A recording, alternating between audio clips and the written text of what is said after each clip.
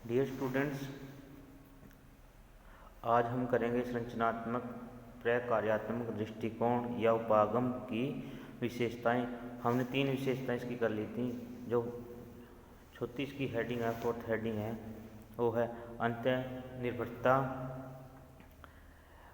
इसके अंदर है प्रत्येक राजनीतिक व्यवस्था में बहुत सी उप व्यवस्थाएं विद्यमान होती हैं जो एक दूसरे पर निर्भर करती हैं और एक दूसरे को प्रभावित करती हैं।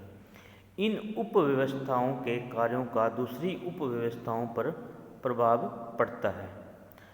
चाहे सब उप व्यवस्था के अपने अपने अलग अलग कार्य हैं, एक उप व्यवस्था में परिवर्तन होने पर अन्य उप व्यवस्थाओं पर प्रभाव पड़ता है। अन्य गैर राजनीतिक व्यवस्थाओं के कार्यों तथा परिवर्तन का भी एक दूसरे पर तथा राजनीतिक व्यवस्था पर प्रभाव पड़ता है। सामाजिक व्यवस्था का आर्थिक व्यवस्था तथा राजनीतिक व्यवस्था पर प्रभाव पड़ता है। इसी तरह आर्थिक व्यवस्था में परिवर्तन आने पर सामाजिक और राजनीतिक संस्थाएं प्रभावित होती हैं। यानी कि मान लीजिए, जैसे एग्जाम्पल के तौर पर मान लीजिए हमारी जो आर्थिक व्यवस्था अगर डाउन है तो उससे क्या होगा, उससे होगा भाई हमारे समाज के अंदर और राजनीतिक संस्थाएं हैं उन पर प्रभाव कैसे पड़ेगा। समाज के अंदर है, लोगों के पास इतने रोजगार नहीं होंगे, बेरोजगारी की दर बढ़ेगी, रोजगार नहीं मिलेगा।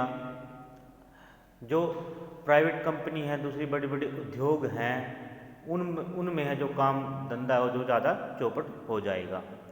अगर मान लीजिए आर्थिक व्यवस्था के ऊपर प्रभाव पड़ता है तो लाजमी है कि सामाजिक व्यवस्था पर भी प्रभाव पड़ेगा और राजनीतिक संस्थाएं भी इससे प्रभावित होंगी। कैसे प्रभावित होंगी? जैसे राजनीतिक संस्थाएं जो प्रभावित होंगी, भाई लोग अपनी मांगे मनवाने के लिए आंदोलन करेंगे, हड़ताल करेंगे, भाई हमें रोजगार चाहिए, हमें काम चाहिए। इस प्रकार राजनीतिक जो संरचना संस्थाएं प्रभावित होंगी। तो जो पॉलिटिकल जो दल हैं, राजनीतिक दल हैं, वो सारे के सारे प्रभावित होंगे। मान लीजिए कोई सत्ताधारी पार्टी है, उस पर दबाव बनाएंगे नागरिक, जी हमें रोजगार चाहिए है और हमारी अर्थव्यवस्था है फॉर एग्जाम्पल के लिए डाउन है या धीमी गति से चल रही है, तो रोजगार के साधन है जो वो बहुत ही कम पाए मिलेंगे। तो ये है, यानी कि अगर कोई राजनीतिक व्यवस्था है तो उसके अंदर कुछ छोटी छोटी उप व्यवस्थाएं भी विद्यमान होती हैं। तो अगर जो एक दूसरे पर निर्भर करती हैं और एक दूसरे को प्रभावित करती हैं, जैसे इस एग्जाम्पल में हमने डिस्कस किया है, सामाजिक व्यवस्था के ऊपर और राजनीतिक संस्थाओं के ऊपर भी प्रभाव डालेंगे अगर आर्थिक व्यवस्था में किसी प्रकार का परिवर्तन आता है तो। इस प्रकार सभी व्यवस्थाएं तथा उप व्यवस्थाएं आपस में एक दूसरे पर निर्भर रहती हैं। यानी व्यवस्थाएं और उप व्यवस्थाएं एक दूसरे पर निर्भर रहती हैं। ये थी इसकी कुछ महत्वपूर्ण विशेषताएं। नेक्स्ट हम करेंगे संरचनात्मक प्रकार्यात्मक विश्लेषण पर आमंड के विचार। यानी जो ये दृष्टिकोण है इस पर विद्वान जो आमंड जी हैं उनके क्या विचार हैं। जो आमंड हैं संरचनात्मक प्रकार्यात्मक दृष्टिकोण की व्याख्या करने वाले जो वो प्रथम विद्वान ये माने जाते हैं। इन्होंने 2 पुस्तकें लिखी हैं और इन पुस्तकों में अपने विचारों को प्रकट किया है।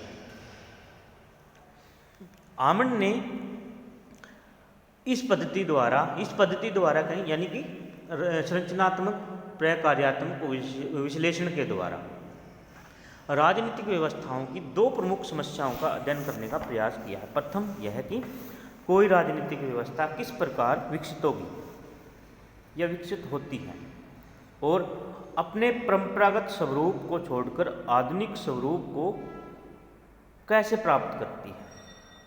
अर्थात आधुनिक राजनीतिक व्यवस्थाओं का विकास कैसे हुआ और वे किस प्रकार अपनी राजनीतिक समस्याओं को सुलझाने में सक्षम है।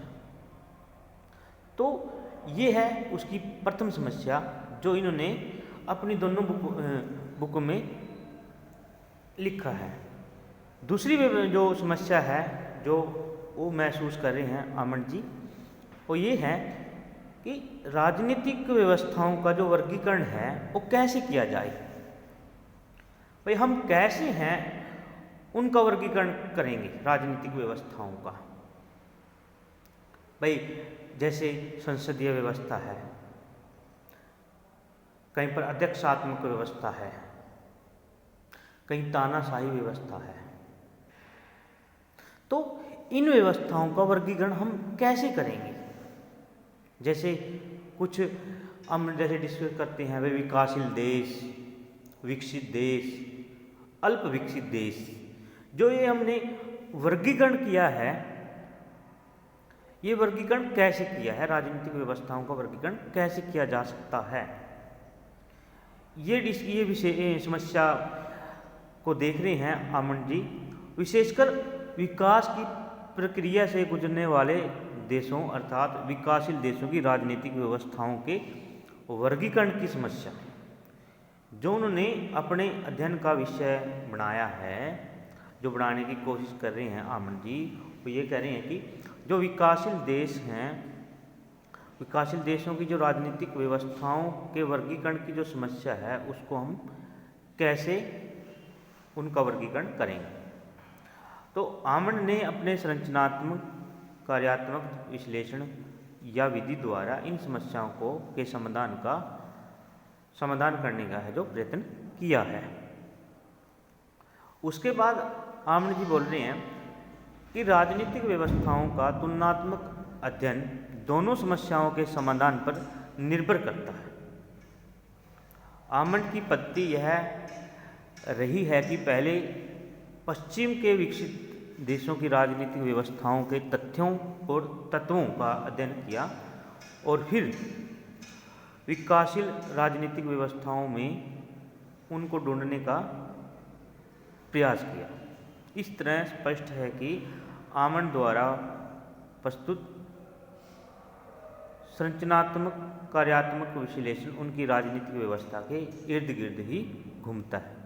अतः इसे समझने के लिए हमें आमंड की राजनीतिक व्यवस्थाओं की व्याख्या को समझना बहुत जरूरी है।